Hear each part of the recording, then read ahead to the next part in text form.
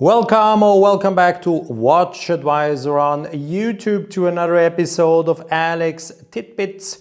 And on the left side you see the Rolex GMT-Master II Pepsi reference 126710 BLRO, and on the right side you see a GMT-Master II Pepsi reference 16710.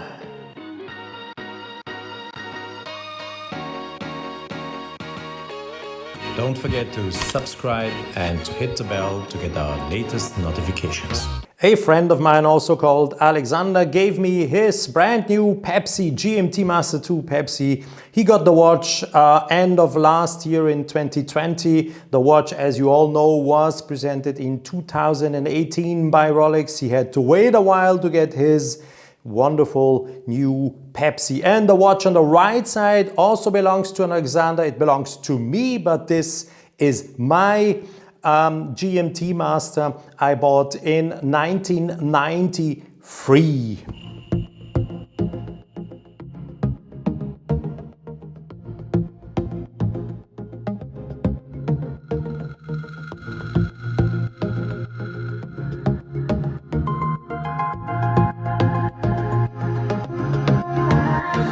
If you look at the two watches from the side, you get the impression that the new model, that's the one in front in your picture, is much thicker than the old one. But this is not true, and I will now show you why this only looks like. But in fact, those watches are more or less identical thick. When you look at my Pepsi from the side, the reference 16710, the watch looks quite slim or thin, but if you look precisely to the case bottom, you will see that this case bottom looks like a little bulging stomach. And you see that the case flanks are slimmer, but you clearly can see the case bottom. And now I will show you the new reference, 126710 BLRO, to repeat this once again from the side, and you will see, and this is really interesting now, look, the case flanks are thicker, but yes, it looks like if the watch would have a flat stomach, if I may call the case bottom this way. So look, the case flanks are thicker. You don't really see the case bottom. And this gives you the impression that the new reference is thicker. It's not. So if you ever heard that the watch is thicker, no, it is not.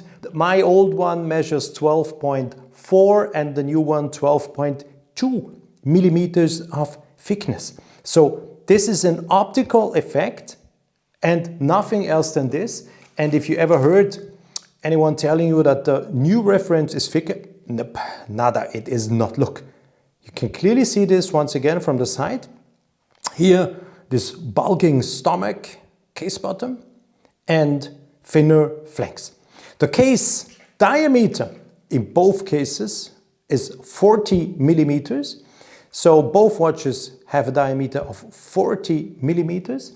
The lug-to-lug distance measured lug-to-lug distance. So from one end of the lug to the other lug, 47 millimeters on my old Pepsi GMT Master, and on the new one belonging to my friend Alexander is 48 millimeters. So again, measuring from one end to the other end, 48 millimeters. So the watch looks, and this is only done by design, by choosing a different type of bezel, by now using ceramics as the inlay versus an anodized aluminum inlay as I have, makes the entire watch appear much bulkier, bigger, but in effect it is more or less identical to the old GMT Master. And this is impressive. You have to really measure the watch, figure it out, because when you look at it, you believe that the new one is a total different watch in terms of size. It's not. Last thing I've been also measuring or weighing, to be precise, is the weight. The new one, and we have to always say this is in the configuration as it is worn with the links as shown. This new Pepsi has a weight of 140 grams and my good old friend weighs 121 grams.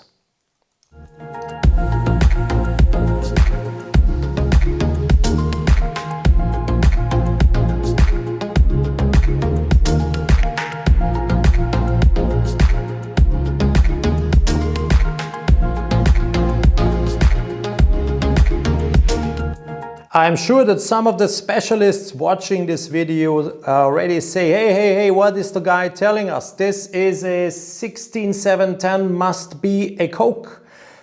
Not a Pepsi. True, when I bought my GMT Master, I bought it as being a Coke, meaning black and red.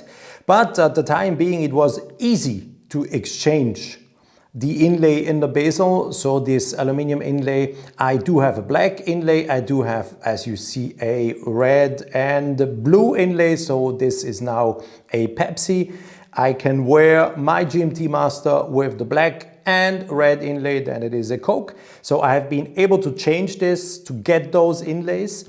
As I just mentioned before, this is not ceramic. This, at the time being, was anodized aluminium, has a much brighter color when you compare both watches in bright light. So this is much brighter blue, a much brighter red, and the color is absolutely stable. I have had so far no effects that this aluminium bezel would lose some of its beautiful blue or red color. It looks, since I have it and I really wear the watch a lot, has never changed.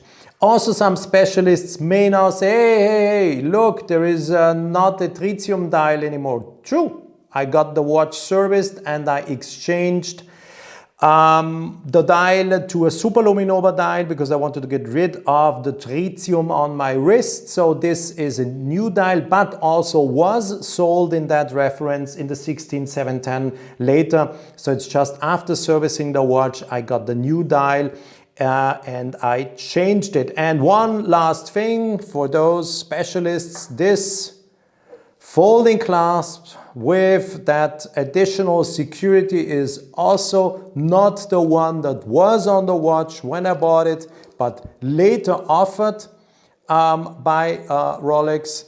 So you could get this clasp with that double security. When you close it, you could, and I also changed the bracelet. So I really did some little modifications to my GMT Master, but at the time being, in those years, it was much easier to get all these things done. Today, it's not possible. Okay, now let me go into some details with the new GMT Master II Pepsi. So the new Pepsi, what are the main differences? As I already mentioned before, the bezel now has a ceramic inlay in red and blue, and this ceramic inlay is done in two parts, but done so perfectly that you won't see any piece here looking like if those two colors would have been put in separately. The bezel turns in on both sides as the one on the new watch, but the new GMT Master, the new GMT Master II, the bezel has 24 clicks. So every hour, if you want, has one click, and it features only 24 clicks versus the bezel of the GMT Master from 1993. And you can see it has one click every half minute. And so as you have 60 minutes per 2, multiplied per 2 makes 120 clicks. And this is a difference. I don't know which of the two are easier or better to use. Since this is a bezel that primarily indicates hours, you set the second zone time. I will explain this function of the watch, of course. It is probably more useful to have precise 1 hour clicks instead of those 120. In difference to the one I have, this is a Jubilee bracelet.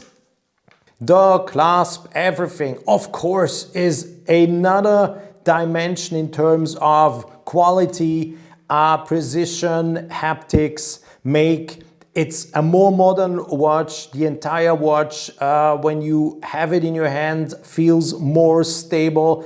My bracelet is, feels in comparison to the new one a little bit more fragile.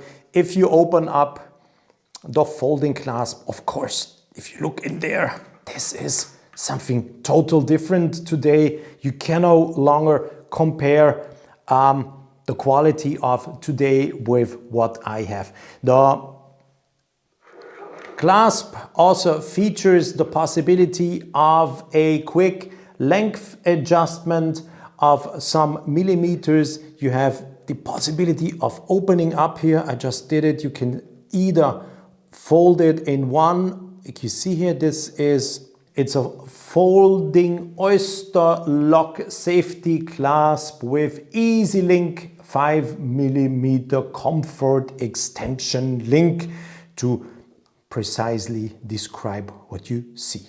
This is something my watch does not feature because if you wanted to make an adjustment on my clasp, you had to use some tooling.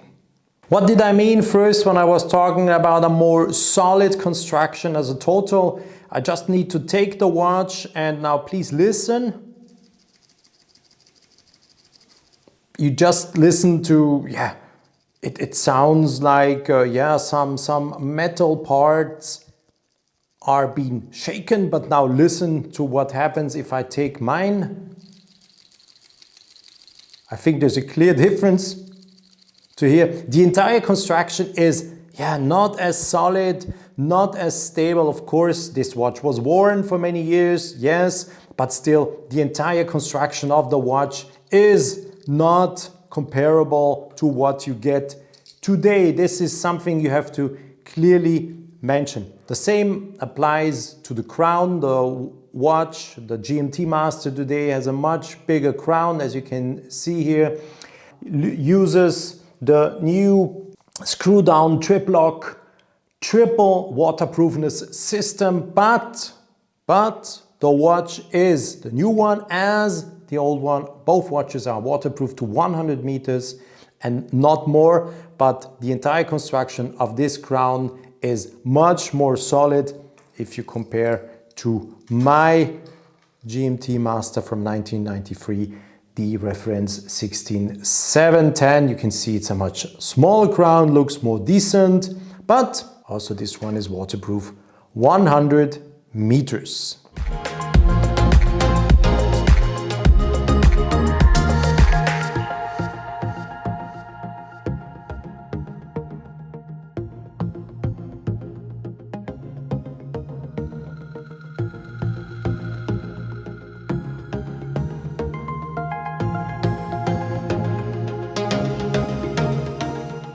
I always have to find a good angle not to mirror myself and the sapphire crystal, since the sapphire crystal has no anti-reflective treatment on the outside. On the inner side, yes, but no treatment on the outside.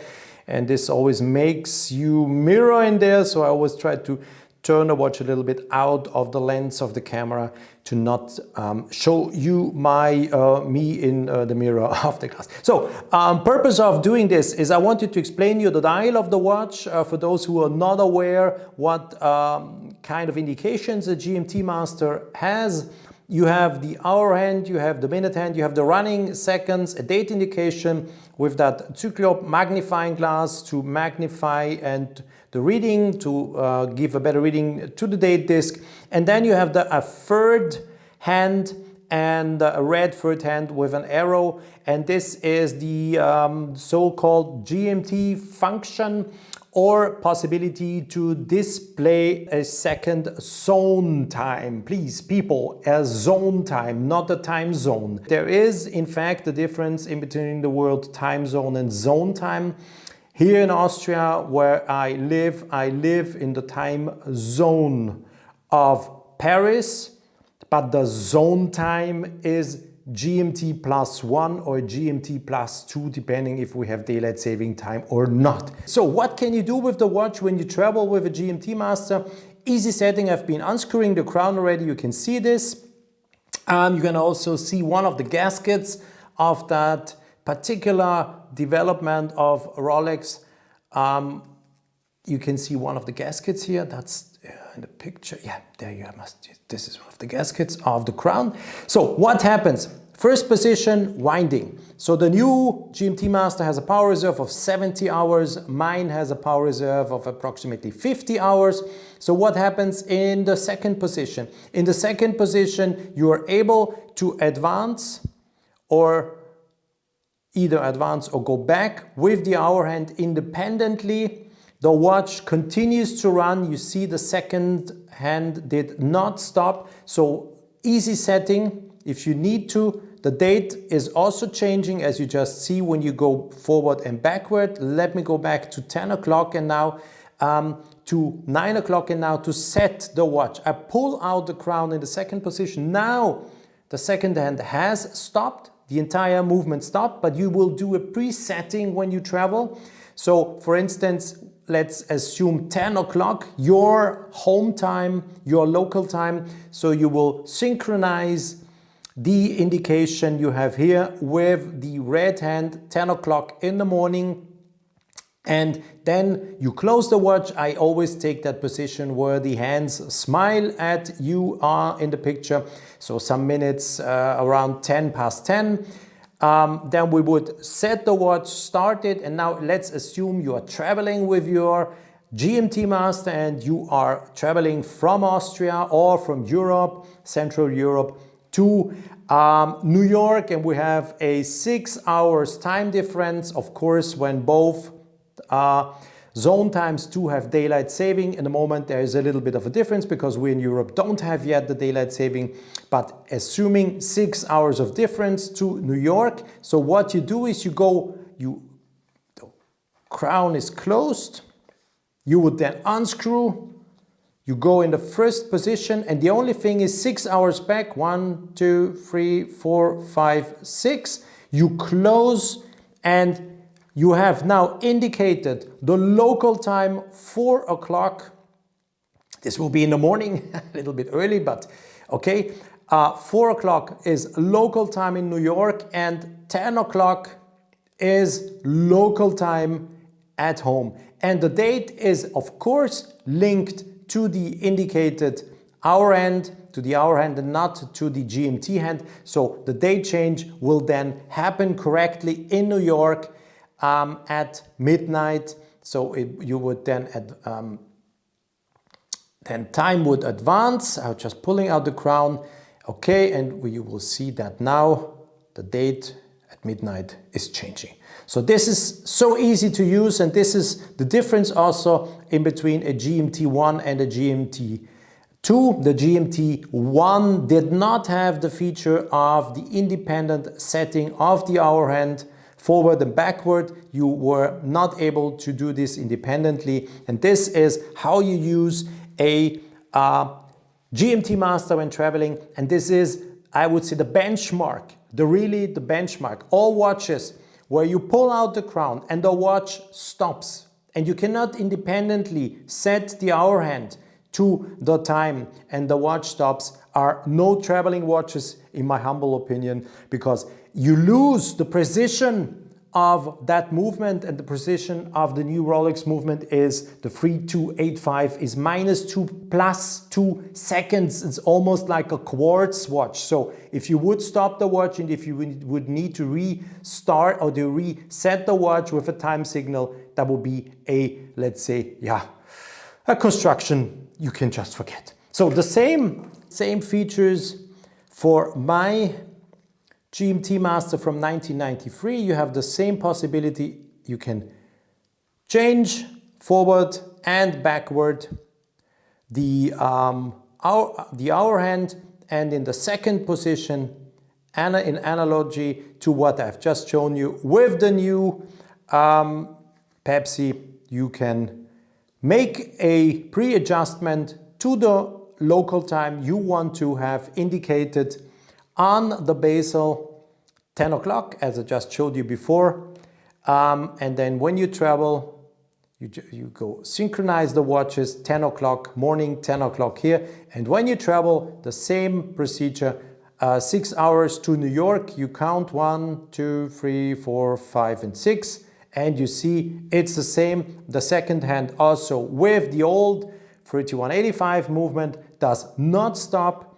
Watch continues to tick and you can easily adjust. You screw down the crown. The watch is completely waterproof, protected again, and you easily use it. And as indicated here, 10 o'clock at home.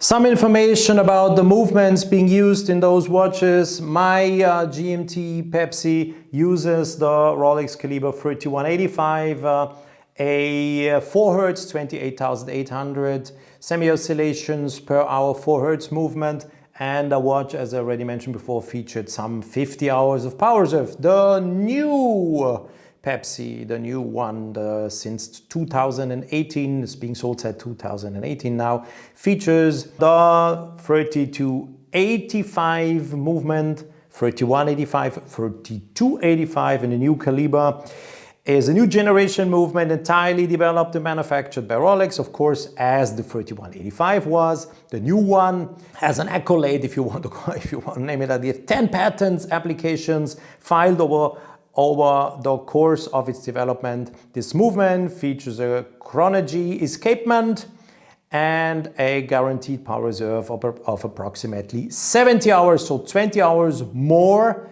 than the old version. Like all Rolex perpetual movements, the 3285 is a certified Swiss chronometer, a designation reserved for high precision watches. That's nothing new, that have successfully passed a 14 days test by the Swiss official chronometer testing institute called COSC. So the 3285 is equipped with a parachrome hairspring, offering greater resistance to shocks and to temperature variations.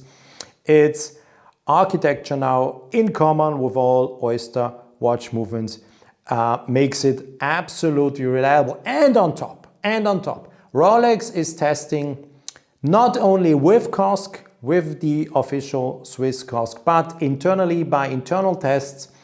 Rolex is additionally testing those watches like crazy to then applying the title superlative chronometer on the dial. And as you all know, COSC requirements are -6 plus 4 seconds, and the new generation is precise to -2 plus 2 seconds. -2 plus 2 seconds per day. This is a precision almost like a quartz watch.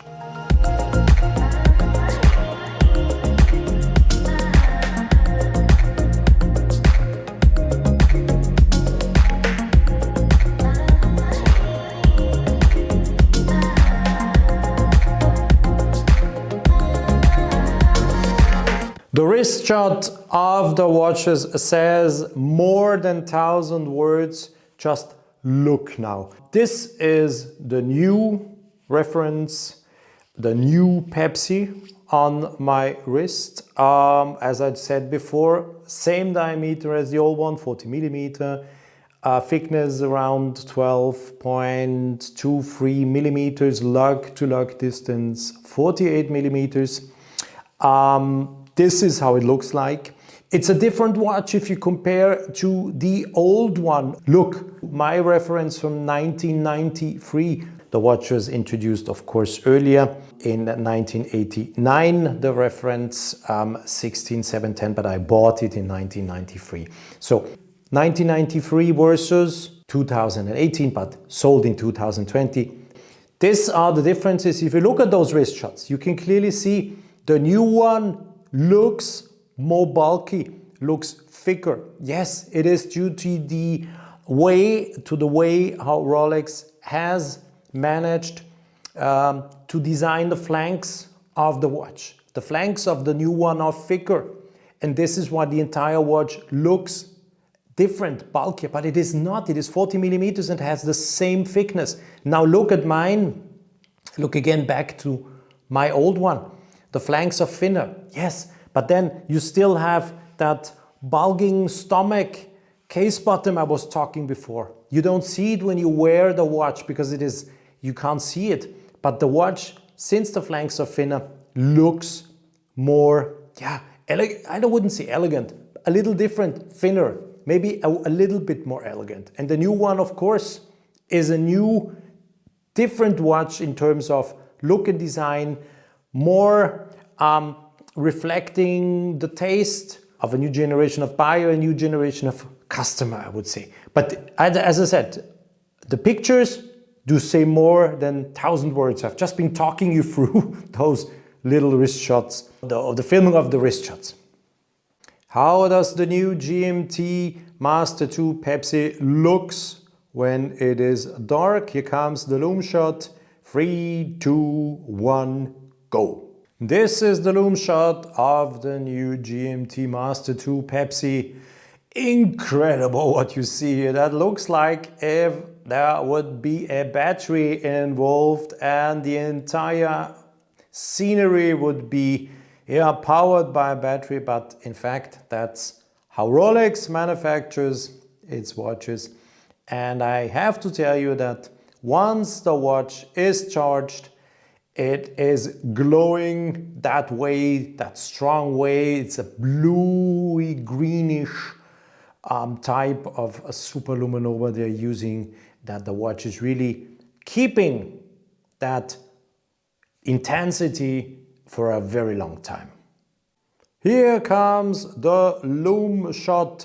3, 2, 1, go. That's how my GMT Master looks like. You can clearly see that's a green emission coming from the dial. I mentioned it before, this is not according to the reference any longer a tritium dial, but a super luminova dial. I've been changing it when the watch was serviced. I decided to have the new dial with super luminova, but you can see that this dial really also, as does the one with the new GMT Master, really emits lots of light and does this for a long time. That's really gorgeously looking. There is absolutely no way around the crown, but however, having the real stuff and the real new stuff matter. Why do I say this in that way? I was thinking a lot which of the two GMT Master watches is the one to have. Of course, under all aspects, the new watch is the better GMT Master. It is a total different category of watch, new movement, improvements, hundreds of improvements. I don't know all of them, of course. Rolex wouldn't tell you all the improvements, but there are for sure hundreds of improvements in the new model put to reality and being manufactured. Still, it is technically under all aspects the better watch. But, you know, what Alexander told me is you wear the watch and you always get the feeling that you are being stalked in a way, because someone sees you wearing a new GMT Master, questions come. Hey, where did you get the watch from? How did you get it? Where did you buy it? How long did you wait? They're jealous, they look on your wrist, they stare on your wrist. And this is because this watch and some other Rolex models have been so hyped, crazily hyped. They are treated like a religion. It's incredible what's happening. It's good for the brand, it's fantastic for the brand. But if you wear the watch, you have to be aware that you are being looked at, someone possessing a watch that another one might want to have, is not able to get because those watches are sold out. My friend also waited more than 2 years, 2.5 years for the watch until he got it, and he paid regular retail price. He didn't add a single cent on top. And I would never ever, people please, never ever buy any Rolex for a premium price at any of those parallel gray market resellers. Please wait. If you can't get it, don't buy it. You don't pay a double or a third price for such a watch. The GMT2 Pepsi actually sold in Austria for 9,100 euro, including 20% VAT. And this is the price for the watch. Not 20,000, not 15,000 or more. 9,100 is the price. So please don't pay any extra premium price to get one of those watches. So what I wanted to say is, you can't compare the old GMT to the new one. I told you it's the better watch, but when I wear my GMT Master, nobody asks any questions. I just wear it. It's like a regular watch you have on your wrist. You're happy. No one even looks at you. Only connoisseurs, only people who know what this is. They don't, it doesn't matter. And this is the cool thing. You know, if you wear that watch, you're relaxed, it's fine. And at the end of the day, this is a fantastic watch. I was looking a little bit how much you have to pay for a GMT Master 16710. It's about 10, 11, 12,000 euros actually. It's not a bad price at all for such a watch, and you really get something nice. So maybe you might consider also buying the old one. Why not? If you can't get the new one, buy an old one, be happy with it, and I can promise you, you are not going to be stalked, you're not going to be asked any silly questions. Only some connoisseurs, aficionados, watch collectors probably will start the discussion. What kind of reference? What have you been doing here? Why does it has this and that bezel, etc., etc. But you are much more in the comfort zone than wearing the new one.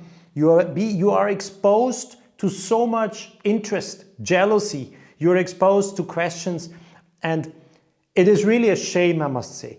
Rolex manufactures some of the very, very, very, very best watches on earth.